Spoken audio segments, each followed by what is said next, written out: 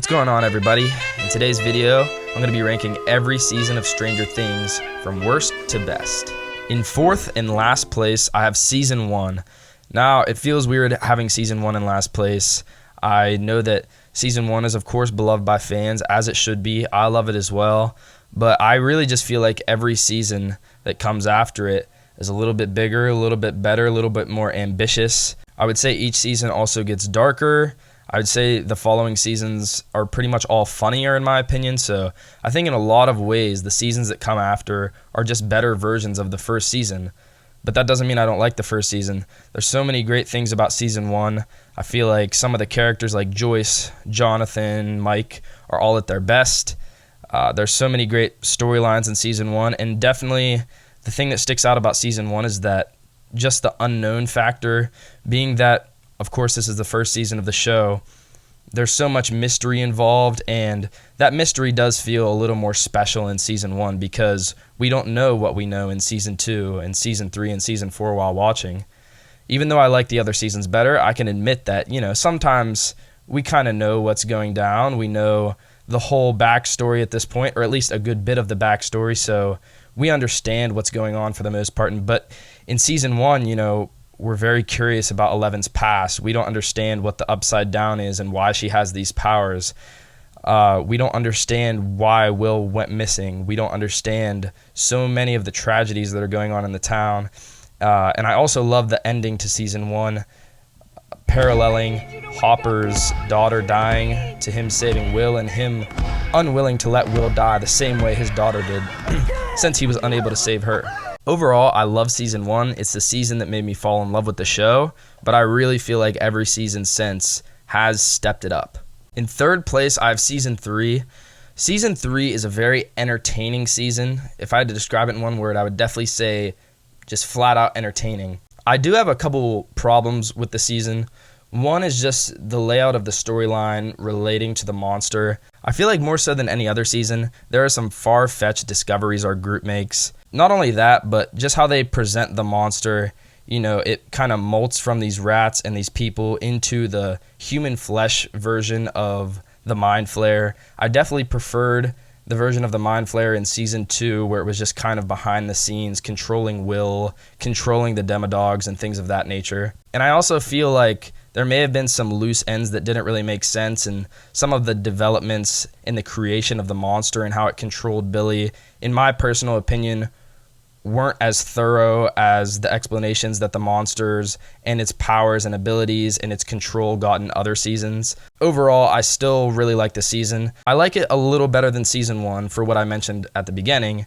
It's just really entertaining. There's so many great action scenes. The characters across the board are very consistently likable at this stage in the show. Now, I would say that there are a lot of characters, although I feel like they're very consistently likable, I would say like half of the main characters aren't in their best form or aren't like really, really good, which is another reason why I can't put it higher. But there's definitely so many significant things that happen in the season. In my opinion, maybe the best episode in the history of the show with its season finale and the at least temporary goodbye to Hopper. That letter with 11 reading it was so emotional. And I loved the takedown of the Mind Flayer. I loved that they chose to find a different way for the group to win as 11 lost her powers, and a combination of her tapping into whatever was left of Billy, Hopper and Joyce and Murray's heroic efforts, and the kids behind Lucas's plan. Play this, you ugly piece of shit! I really liked how it all came together in the end. I just didn't like the story as far as the buildup of the monster, but still a lot of interesting things, a lot of action scenes, a lot of fighting, and Hopper was entertaining as always. 11 was really, really good. This could be her best season, possibly, but she's great all the time. And I really like what some of our characters have grown into in this point, like Steve and Murray and others. All right, so this is where it gets a bit dicey for me. Obviously, the two seasons I have left are Season 2 and Season 4. I love them both very much, but it is very hard for me to determine which one I like better than the others.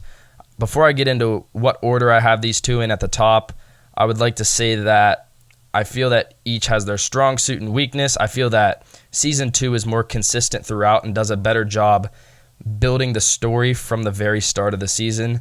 I feel like season 4 gets off to a slower start, but it probably does have higher highs as far as significant moments and as far as the characters.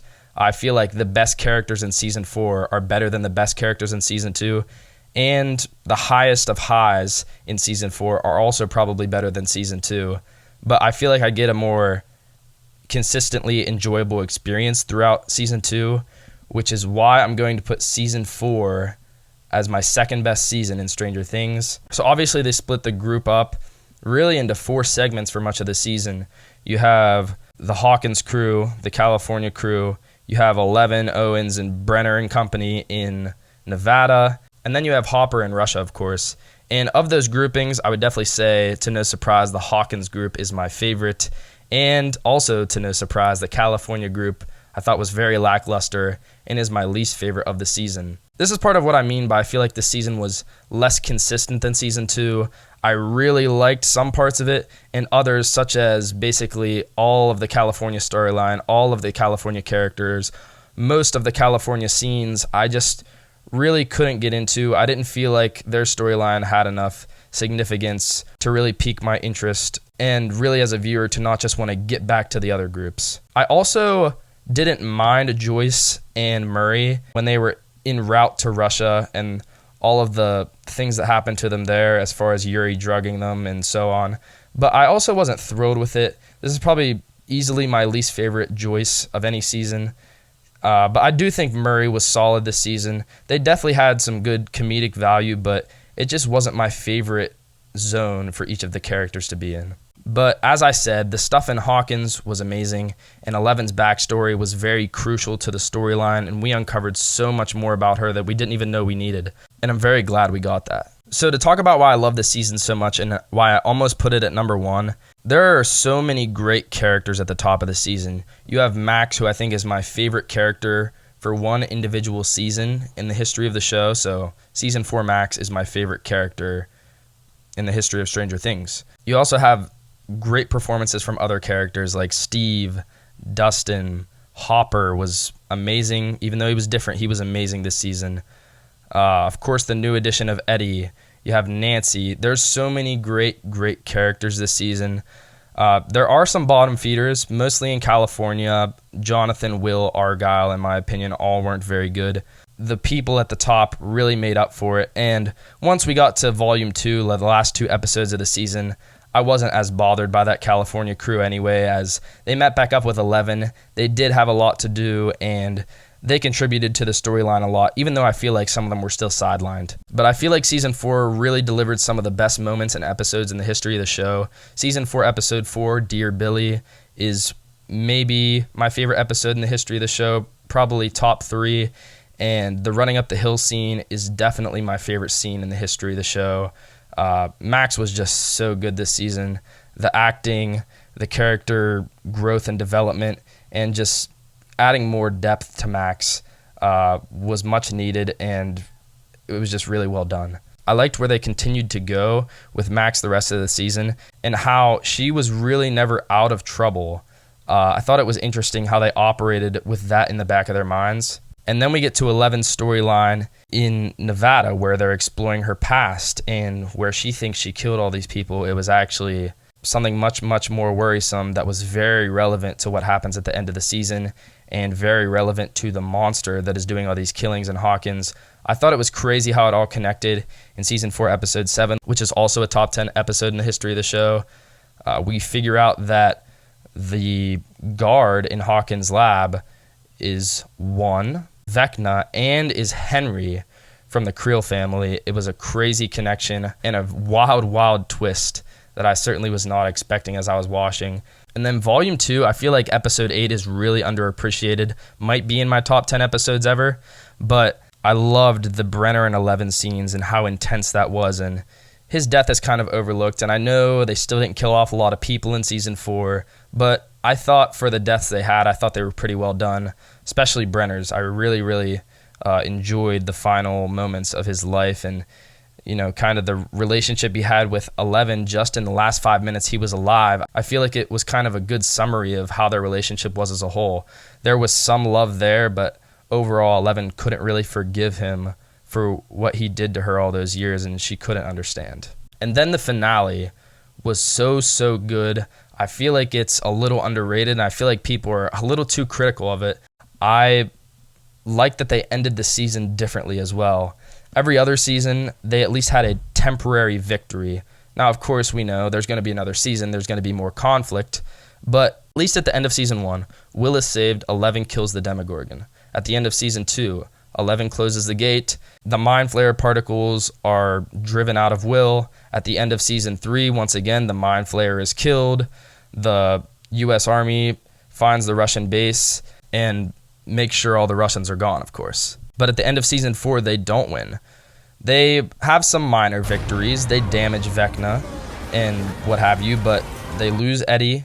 They kind of lose Max, and the world is being overtaken by the Upside Down. And I love that they did this. I love that they set up a scenario like this for season 5 where, we're not going to start with the first couple episodes just kind of, discovering a new issue. It's like, no, we have the issue and we're going to get straight into it. So I loved the way season 4 was ended. Overall, I loved the characters. I loved the storyline. I didn't like the first few episodes that well, but really once we got to episode 4, things really got rolling, and it was just a fascinating storyline. Definitely the best villain in all the seasons, the best monster, and some of the best episodes and some of the very best moments and relationships. Loved Lucas and Max this season. Loved Hopper and Joyce getting together. Nancy, Steve, and Jonathan love triangle was interesting. And there's so much more I can't talk about this season. It was a very long runtime, but I really enjoyed it, and I really almost put it at number 1. Obviously, season 2 is number 1 for me. To me, season 2 is just what I think of when I think of Stranger Things.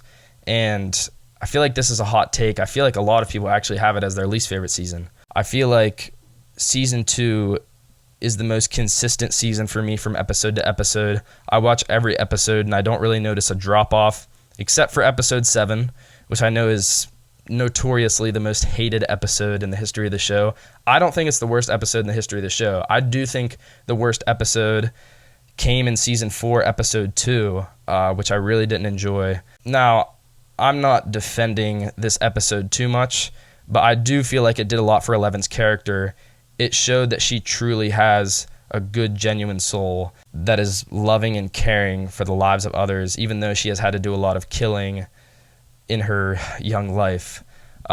She shows mercy, and then she stops Callie from killing that man, and she also runs back home to her friends who have been so good to her. But outside of that episode, which I really didn't mind, I really think maybe it just could have been placed 1 or 2 episodes earlier, and that would have been a lot better because it did kind of interrupt the momentum, and that's my main problem with it. I really thought this season was probably the most riveting as far as the ominous cloud that is hanging over Will's head the entire season, and just from episode to episode how he gets worse and worse and is controlled more and more by the Mind Flayer. I find it fascinating, and to see the group dynamics, how they handle the situation once they uncover things. And everybody uncovers parts of what's going on at different times and in different ways. Nancy and Jonathan are on a side quest going to visit Murray. Hopper and Mike kind of get caught with Bob and Joyce taking Will to the hospital where his condition worsens quickly. We also get Steve and Dustin, probably the best friendship in the show, which develops either in episode 5 or episode 6. And those two, along with Max and Lucas, are also on their own side quest, kind of discovering the Demodogs in the woods and trying to bait them. So there's so many people contributing basically to the same cause at the same time, and I really feel like that's what Stranger Things is all about, and I feel like this season does it in the best way. And also I feel like the buildup of the villain in this season is better than any other as well. I feel like how it takes over Will, like I said, it just creates the most riveting experience watching because you see that this kid really is not in control. He does anything possible to take advantage of his family and friends just to get the information that the Mind Flayer needs so that the Mind Flayer can attack I also just really love the characters in this season. I like the introduction of Max and Billy. Even though I like Max better later on in the show, I still really enjoyed her in season 2. I think this may be Eleven's best season, either this or season 3. Steve is really great. Nancy's still solid as always. Jonathan's still really good. Joyce still really good at this point. Mike's still really good at this point. Hopper is always great. And I just really like a lot of their relationships in this season as well. I love seeing Hopper and Eleven in good times and bad times. I like seeing Will turn on his mother. And I like seeing how a new girl that comes into the group kind of disturbs the peace. You know, Mike is unhappy with her inclusion. Dustin and Lucas are kind of obsessed with her. And it's just really interesting to see how things get split up and then how it all comes together in the end. And of course, I love the heartwarming moment of the snowball dance after Eleven closes the gate. And Eleven closing the gate is visually maybe the most epic scene in the history of the show. Although this season may lack the splash of maybe season 3 or season 4, I really feel like consistently the story in this season is the most interesting and captivating to me. And I really love the characters, and I love the minute details of this season. I'm somebody who kind of maybe values those more than the average person, you know, line to line, scene to scene. I'm really locked in, and I just really like the details they put into this season, and the overall vibe of the season is definitely one of my favorites as well. Well, I talked for a while. Still don't know if I covered everything I wanted to say about those seasons, but I did as good as I can. I'd like to hear what you think about the seasons, how you would rank them, which one is your favorite, which one is your least favorite, if you think I'm crazy for putting 2 at first or putting 1 at last. But I don't know, that's just how I feel about it. So if you liked the video, hit the subscribe button, hit the like button, and I will see you next time.